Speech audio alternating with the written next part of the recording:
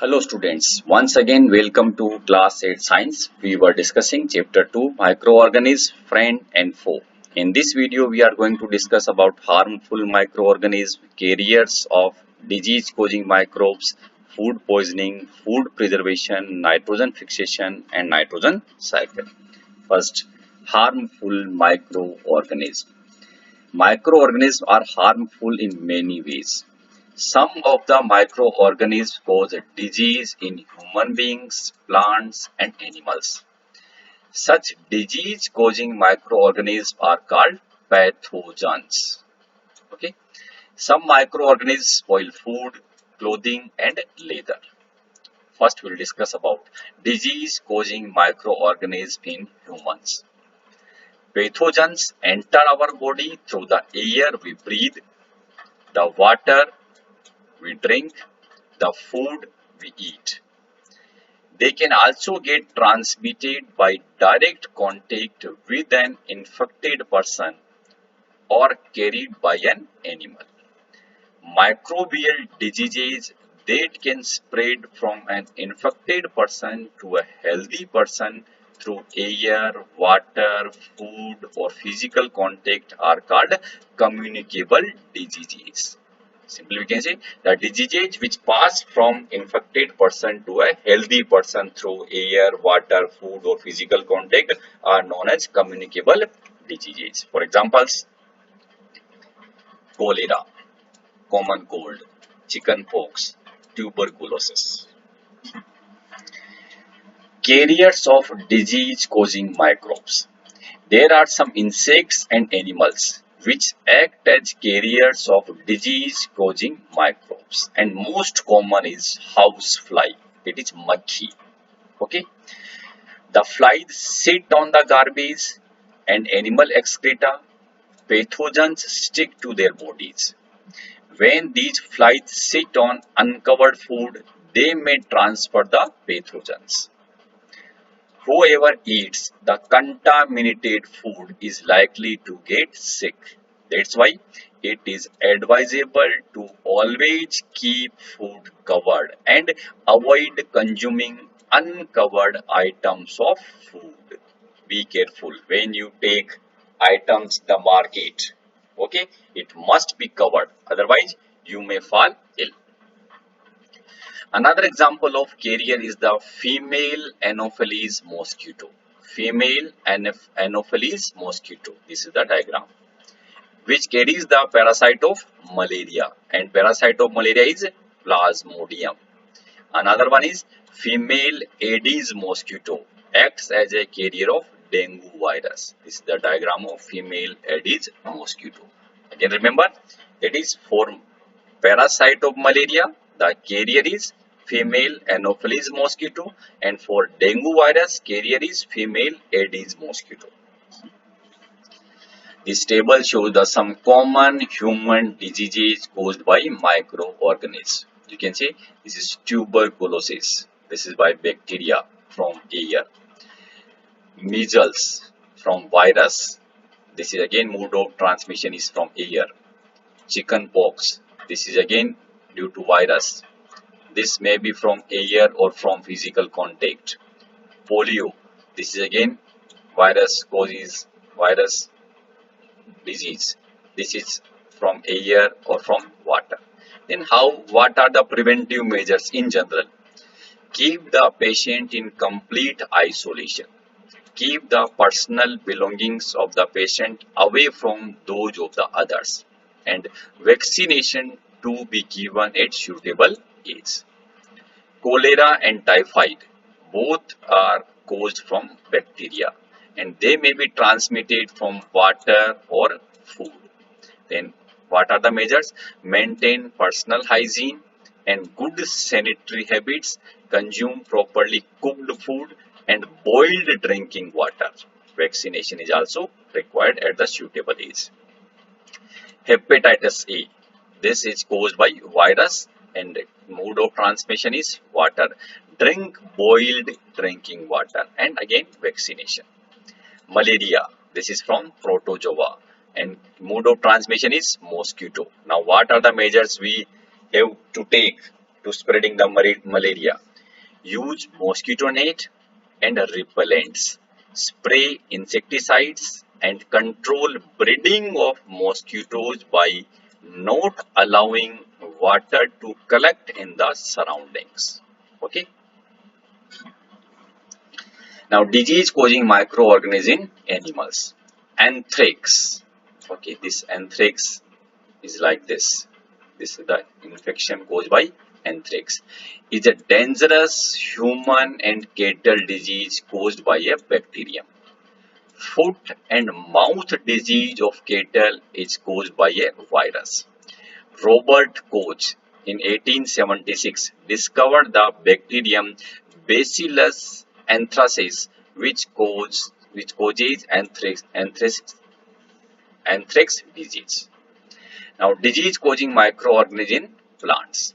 Several microorganisms cause disease in plants like wheat, rice, potato, sugarcane, orange, apple, and others. These diseases reduce the yield of crops. The yield means amount of crops. They can be controlled by the use of certain chemicals which kill the microbes. You can see these are some common plant diseases caused by microorganisms. Like plant diseases, citrus canker. This is from bacteria. Mode of transmission is air. Rust of wheat. This is from fungi, air or from seeds. Yellow vein mosaic of bindi. Okay, this is from virus.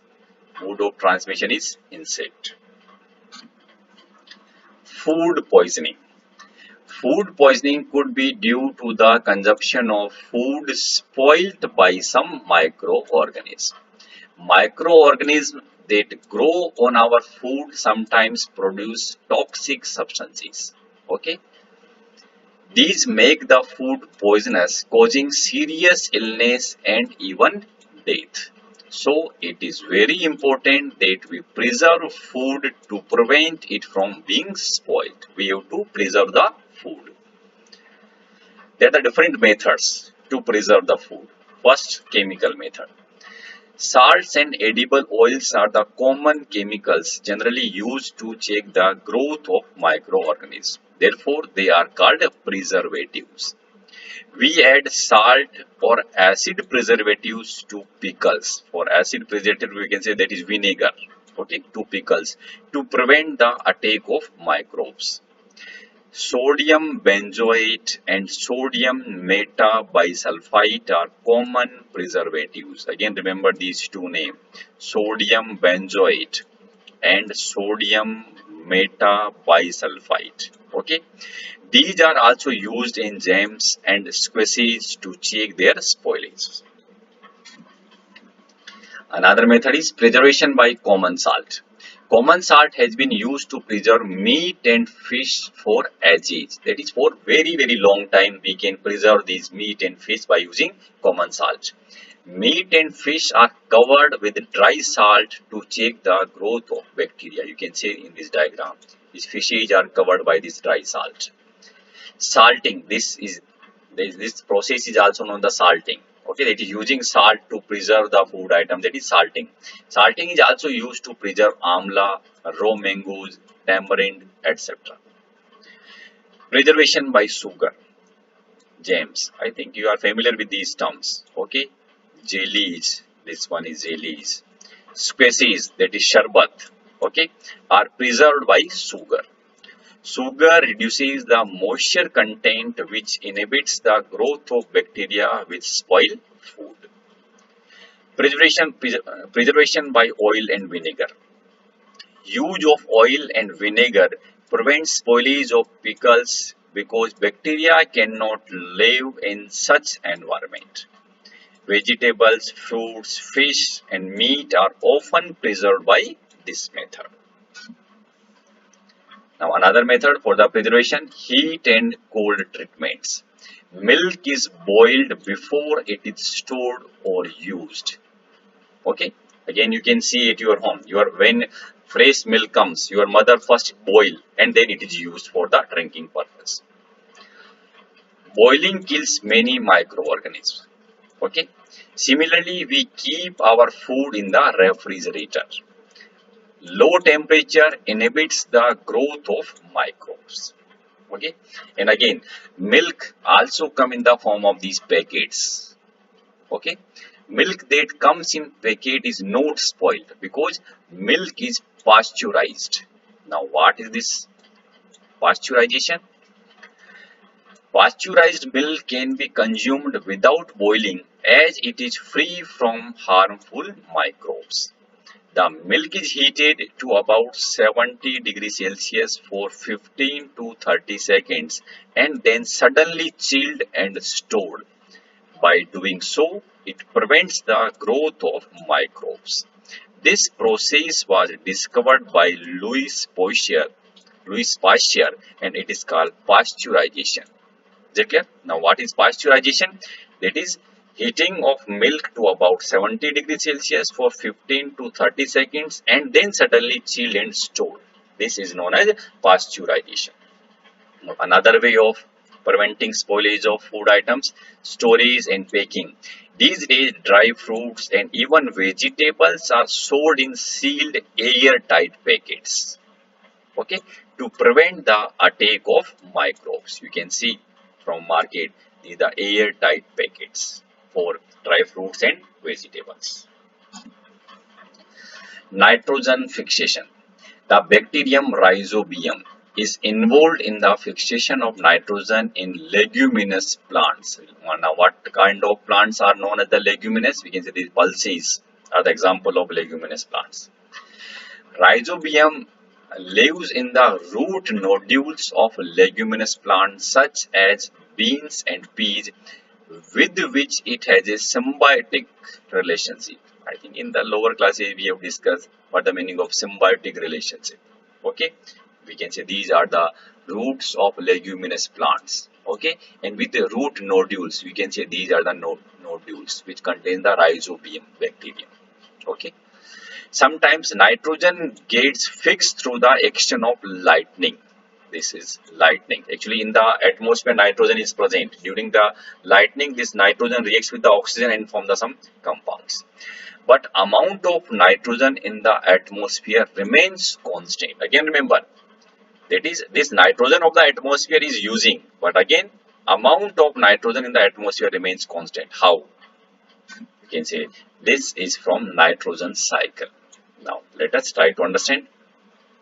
Our atmosphere has 78% nitrogen gas. Nitrogen is one of the essential constituents of all living organisms as part of proteins, chlorophyll, nucleic acid, and vitamins. The atmospheric nitrogen cannot be taken directly, okay, by plants and animals. That is, whatever the nitrogen gas present, it cannot be taken directly. It must be converted into useful compounds.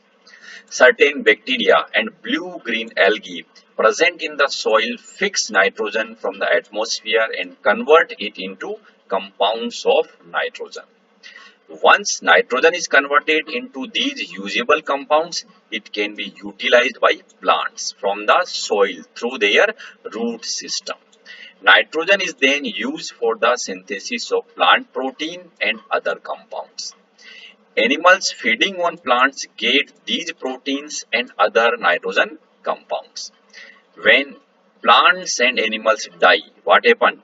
Bacteria and fungi present in the soil convert the nitrogenous waste into nitrogenous compounds to be used by plants again. That is, bacteria and fungi will convert these dead plants and animals into the useful nitrogenous compounds which are used by the plant again. Certain other bacteria convert some part of them to nitrogen gas which goes back into the atmosphere. In this way, the amount of atmospheric nitrogen remains constant. As a result, the percentage of nitrogen in the atmosphere remains more or less constant. This can be seen with the help of this nitrogen cycle. This is atmospheric nitrogen. Okay. During this lightning, this will convert into the compounds of nitrogen in the soil, and nitrogen fixing bacteria fix atmospheric nitrogen. And bacteria in turn fix nitrogen into nitrogenous compounds, and these compounds are present in the soil. And is it clear? And from this they uptake by the plants, and these plants are taken by the animals. And when these animals remove waste, then in the form of excretion or death, again they mix into the soil. Okay, and this again from soil, bacteria turn compounds of nitrogen into gaseous nitrogen. In this way, nitrogen is using, and this nitrogen is again coming in the atmosphere. Dear student, thank you. Subscribe my channel to get the next video.